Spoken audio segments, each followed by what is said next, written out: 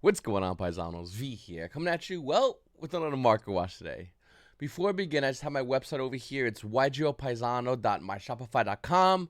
I still don't know a good website name to name it, a domain name. I don't really have one set. But if you want to go ahead and grab some fuel centers, they're still available. I think we only have 2 prank kit tokens left. I will be getting more stuff, a lot more stuff, coming in the next couple of weeks. That's going to be updated on this website. I'll keep you guys in touch with that. But like I said, if you want to go check the website, check it out. We have some amazing fuel centers still available, like this gorgeous sideways Judge fuel center. Absolutely beautiful. We have tokens, we have field centers, all that jazz. So this is what's currently left. Like I said, it's selling out really quickly.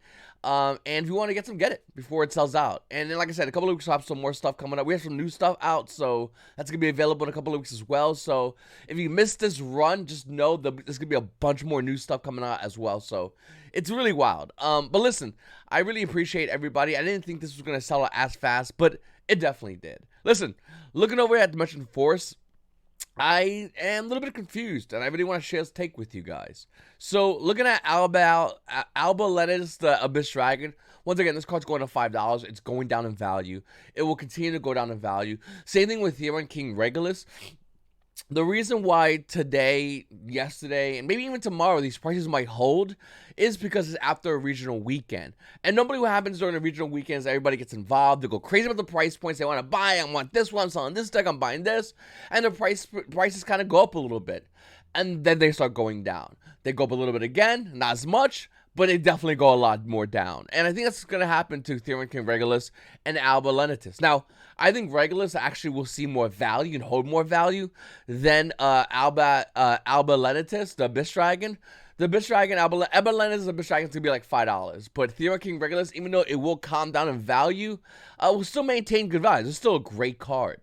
As far as the Starlight rares, I mean, we predicted it. Look at them. They're all relatively low. They're going even lower. Ghost Metal Haunted Mansions has a hilarious pre-sale price, which is like $500. The current price point of Ghost Metal Haunted Mansion right now is barely around $300, about $320 from a verifiable seller. I mean, they're going down. We saw the video. The news got out. People have a ton of Starlight rares. No one's really going to go in and buy these at the moment. Yes, when they go down, we might consider buying them in the future, but that future's not today. It's not tomorrow, and it's definitely not next week or next month. With that said, these Starlight rares are really nice, but once again, it makes no sense to go in and buy them right now. The prices are still going low on the Starlights. Once we start seeing the King Regulus and Alba Lenitus prices start going down, we'll talk about what's the bottom price, because I know everyone's really interested in the actual bottom price for these cards. I did take a risk and I said Alba Lenitus is going to be $5, and hold me to it, because this card will definitely still be $5. I'm really shocked about Beyond the Pendulum being $20. I thought this card would be a lot more than what it is. This card's insane, and I do expect this card's value actually to go up in the future, so keep an eye on this card right over here. It's really good, Beyond the Pendulum, and I do expect it to go up in value in the future. Look at this. Dark Magician had a Battle of Chaos. Look at this.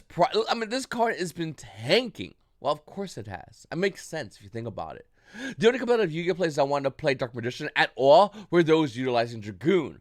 When Despia started using Dragoon, Yu-Gi-Oh players really realized, and quickly, that they don't even need Dark Magician to do that play. So, they didn't use it. They got rid of it. And the value of Dark Magician Battle of Chaos, the short printed ultra rare, the hard to get one, well, it's going down in value. The value of this card currently is filming in this video right now is roughly around $103 to $104. The value will continue to be dropping on this card. I do think this is a great card to pick up. Don't get me wrong, but let's be real. We're going to be totally honest with ourselves. Konami is going to reprint this card. If that is to happen, the value of this Dark Magician at Battle of Chaos is short printed one. This one right here, it goes lower. So it makes no sense to go in and buy this card if it's going to be going lower with the reprint. You have to be insane to think this won't get a reprint. Give it a year or two. If not, hey, you can always go back in and buy this Dark Magician out of Battle Chaos. The price is going to be low. Nobody's really going to be wanting it. But if it is going to reprint, those who own this card, well, you own a card that has a reprint, so now the value of this card goes down even lower. Then we have Dynamorphia. The Risa had a crazy spike. What was it, $30? It's still, look at this, almost $30.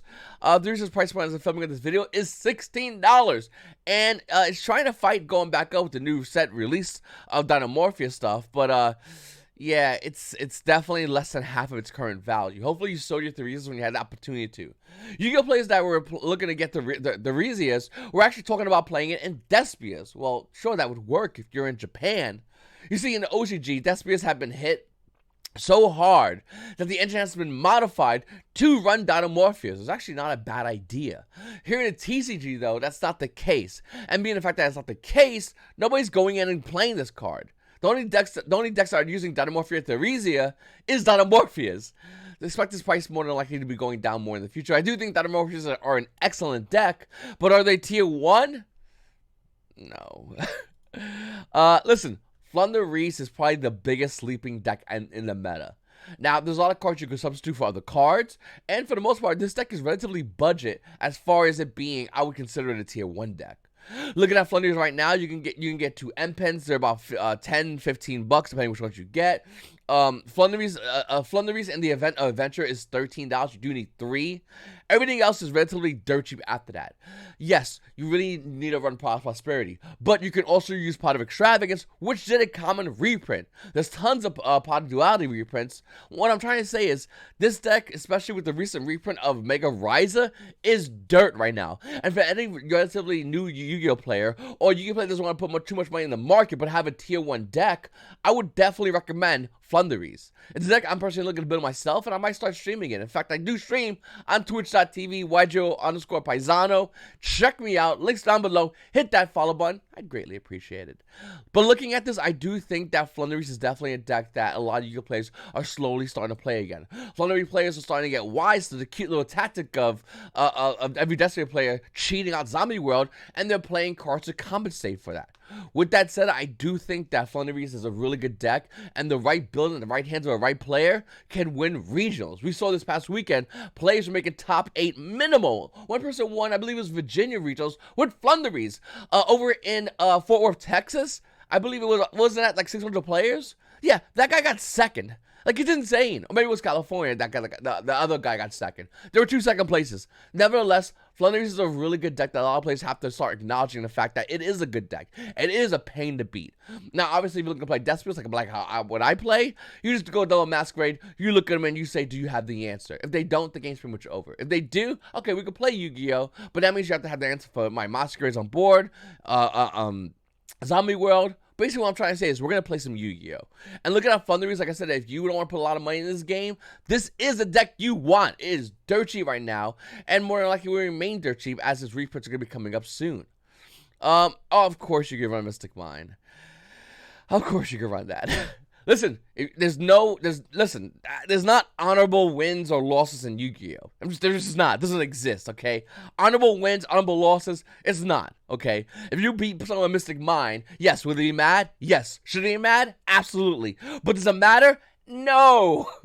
On the regional CG, it has you winning or your opponent winning. They don't care what happened. Well, within the Yu-Gi-Oh! Rule set, of course. But they don't care what happened as far as that game and what transpired. Oh, you got hit with Exodia? Too bad. You lost. Oh, you got hit with Final somehow? Sure. Sucks to suck. You lose. Oh, Mystic Mine, and you're just going to draw the answer because you didn't have any in the main deck?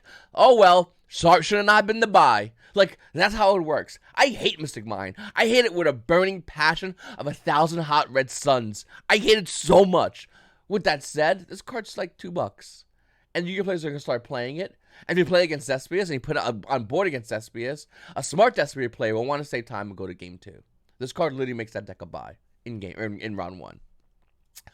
Looking over here at Sword Souls, it's another deck that obviously went up in value because it didn't get hit, but it did get hit. Sword Souls is such a weird deck, and the Yu-Gi-Oh! Market is weird for doing this. Let me explain.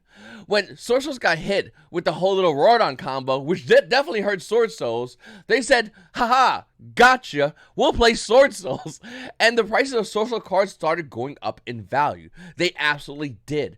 The crazy thing about Sword Souls and the fact that the prices started going up so high in value is the fact that, like, Yu-Gi-Oh! Players already had these cards up at high values. In fact, cards like Vessel from the Dragon Cycle that are not being used in Sword Souls went up in value. The card was $2. Look at the card right now from the super rare version of the card. It's roughly around $5. This is from the super rare version of OTS 1 Pack 17. So yes, Sword Souls is a thing now. I mean, it is a thing. It was a thing, but now it's still a thing. That's it. Also, if you're playing Soul Souls, you don't want to see Super Poly because that's how you basically auto lose. No mind. All right, a Hero-less Ultimate Rare Command Generation Force. Hero players, we see you. We cannot not see you. You're always around. You are everywhere, and we just go. All right. Looking at Hero-less Command Generation Force Ultimate Rare. This card right now, first edition Ultimate Rare, is roughly around. Let's see what we got here. It's gonna be dirt cheap. Yeah, $216. Front prices. Listen, I'm telling you right now, if you are a hero player and you have a place at ultis of these. You have over $200 of ultis of card, which at one point in this game was limited. Why it was limited? I don't know. Konami says it. It's crazy. But a Heroes Ultimate Rare is a really good card for Heroes. Is Heroes a really good deck? No, it's not. No. Yeah, no. But I will say, Heroes still can beat people. A lot of you players can still take a lot of L's against Heroes if they don't have the right cards in their hand. And Hero players know this. They literally play you going, hope you don't draw it. And they just kill you if you don't. Like, that's how Heroes work now. That's literally the mentality of every Hero players. They don't have no on-the-negates on board. They can't just, like, go on-negate, that on-negate. No, their board is literally like, here's the rule set. This, and this. Can you beat it? Okay, cool. Go to game 2. If you can't beat it, yay, I kill you next turn. Like, that's Heroes. And you know what? A part of me kind of respects that. Like, they know that it's every game is going to be, you better fucking be ready. Like, every game is like that with Heroes. If you kind of brick with Heroes, they kill you. Like, not maybe, not kind of. They absolutely murder you. They're very well aware of this. But if you have the answer, you're going to beat the crap out of them. All right. TG1 Magician Ultimate ran up in value. The card price you can see over here for the original print first edition is spiking in value. The average price point of the Unlimited has been increasing as well. Look at this card right now for a lot of play Unlimited. It's roughly around $70. In fact, if you want to get a first edition version of this card, first edition version of this card is going to be starting roughly around $73, $74. Why would you buy the Unlimited? Like, what? The card price does quickly start going up to almost near $100 for TG Wonder Magician, once again, Ultimate Rare. Is it seeing real play? Comment down below. Let me know, actually. And let everybody else know, what deck does this card really see the most play in? Mermails? I don't know. All right. Duel Overload is an amazing and horrible set. Don't get me wrong. This was a set Infinite Impermanence came in, so, you know, good to have a reprint, right? Well, yes and no. Infinite Impermanence came in this set, but it came in as a short print because Konami said so. All right. Still not bad, though. The price of Infinite Impermanence did drop with the release of Duel Overload reprinting Infinite Impermanence. Great. Let's talk about cards that should be banned and are banned. Let's play the should be banned and are banned game. Selene should be banned. Like, it's a cheat. It's a way to cheat an Access Code Talker. Needle Fiber is limited. Realistically, should be banned. Anaconda is banned. Dagda, I mean, kind of should be banned. Looking at Zeke, nah, it's fine. Union Carrier, definitely banned, though. What else is there? There was another card I'm missing. Oh, Auroradon, get him out of here. It's banned. Hold on one second. I've never seen a set like this hit, but like nobody's arguing about these hits. There was another card too. Oh, Samorg, yeah, banned. Basically, if it's a link and it's from Duel Overload, it's probably banned, or Yu-Gi-Oh players want it banned, or everyone's fine with it because nobody really sees it as much. I mean, besides like Zeke and Strikers. Yeah. Listen, I like this set, and I hate this set, and I think that's the best way to interpret this set. But as far as, like, Duel Overload as a set, how do you feel towards this? Because I kind of wish Konami did this, like, once a year. Once a year, release a set that's, like, kind of like the atomic bomb of, like, meta relevance. Like, they're gonna release a set and go, you better get that old archetype up and running. This one card breaks it again. Like, that's kind of what Duel Overload did. People started playing. I started playing Lunalights. That's the only time I ever played Lunalights, and a lot of people started playing Lunalights as well because Duel Overload allowed at the time, well, technically almost an FTK.